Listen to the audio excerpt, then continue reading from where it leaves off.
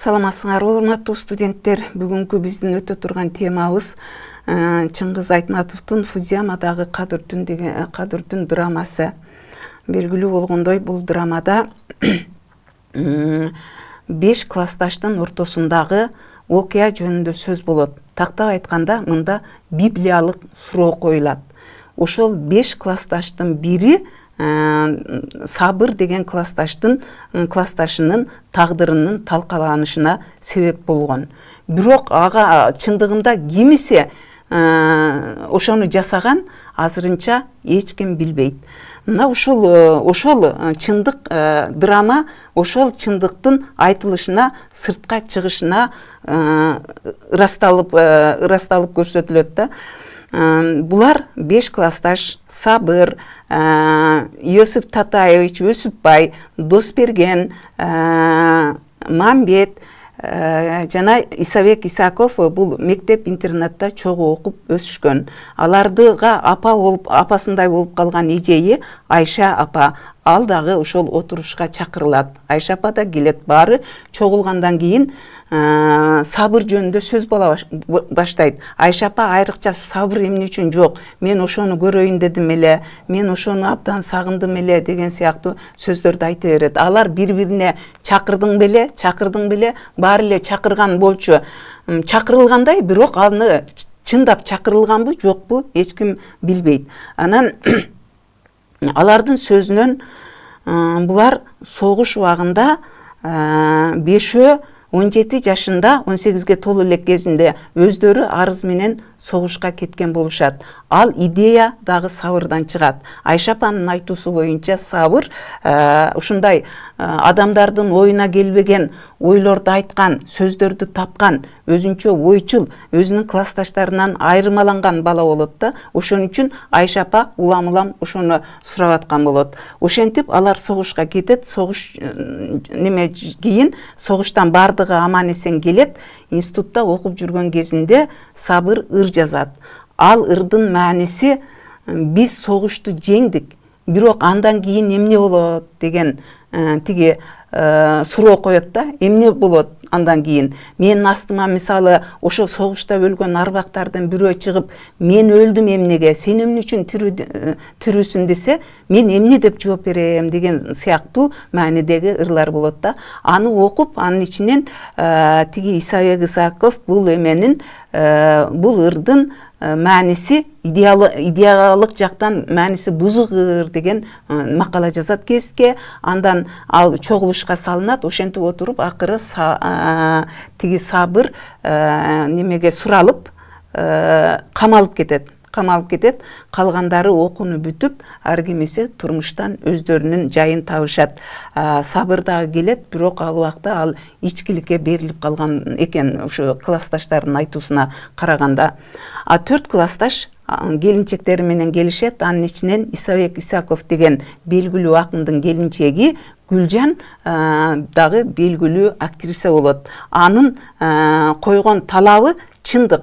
Чындыкка жетиш керек, чындык айтылыш керек, адам чындык менен жашаш керек деген тиги эмелерди, лозунгдардын баары ошонун оозунан чыгат. Анан кийин ошол Гүлжанды алып баруучу кылып алышат. Алар ар бирибиз бул Фудзияма бул япондордун тоосу. Япондор ал жерге өзүнүн чындыгын айтып, сырын төгүү үчүн келет. Ошон үчүн биз да бүгүн өз сырларыбызды төгүшүбүз керек деген ойго келет дагы. Ал анан Гүлжан туруп алып өзүнүн күйөөсүнүн сырын ача баштайт. Ал көрсө Гүлжан бир жалгыз бой аялдын жалгыз кызы болгон экен. Апасы эч нерседен аябай бөпөлөп багып чоңойткон кыз экен. Бирок ал шаарга келип, окууга тапшырганы келип, көп өтпөй эле Исабек Исаковка турмушка чыгып кетет. Бир аз убакыттан кийин апасы өлдү деген кабар келет. Ошондо күйөөсү Исабек: мен азыр тиги ушу бүгүн менин китебим, биринчи китебим тиги эмеге талкууланыш керек. Бул биздин келечегибиз ушул китепке байланыштуу болот деп жөнөтпөй коет. Анын ордуна акча жөнөтөт. Ал убакта тиги эме Гүлжан жаш экен, ушундай болсо керек деп кала берет да. Кийин бул апасынын өлгөн апасынын жаназасына барбай, ошол өзүбүздүн келечектеги жашообузду түптөшүбүз керек деп кала бергенин, бала ата энесинин жаназасына келбей анын ордуна акча жөнөтүп койгондугу бул өтө адамгерчиликтин чегинен чыккан, өтө жаман иш экендигин түшүнөт дагы, анын жүрөгүн дайыма өйүп тура турган бир проблемага айланат да.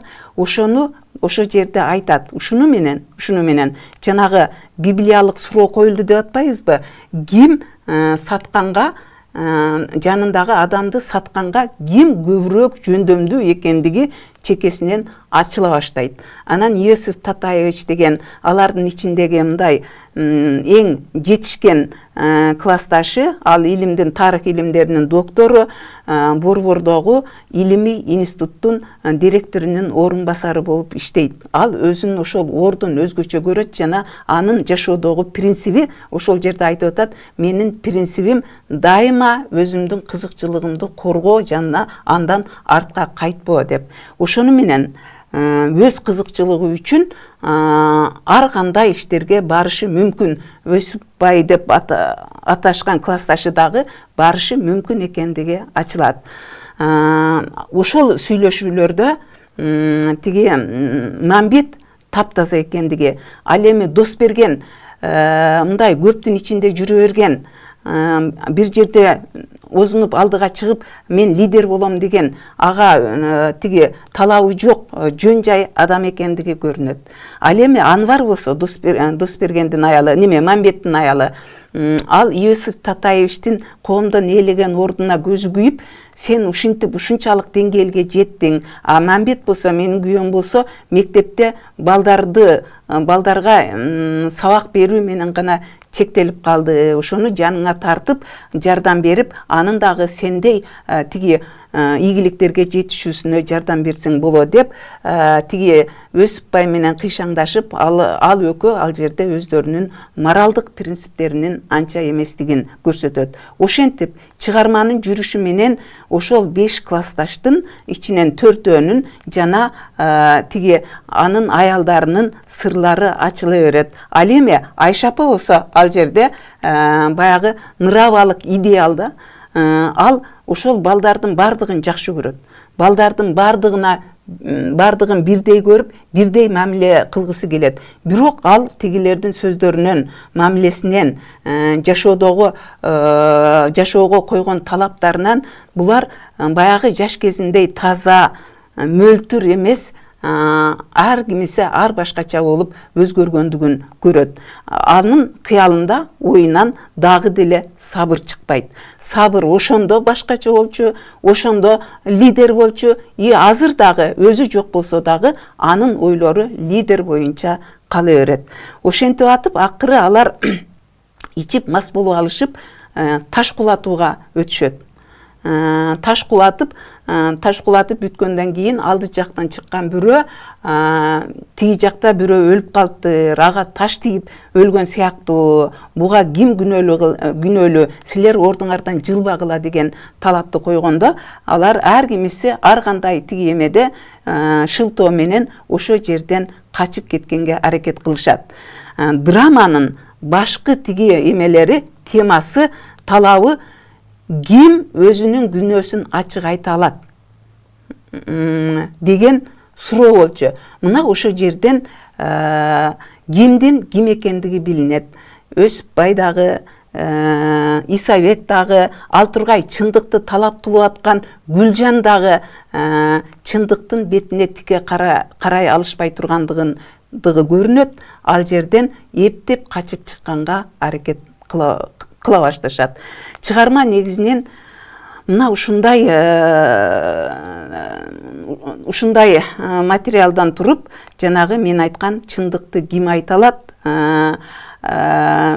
анан адамдын абийири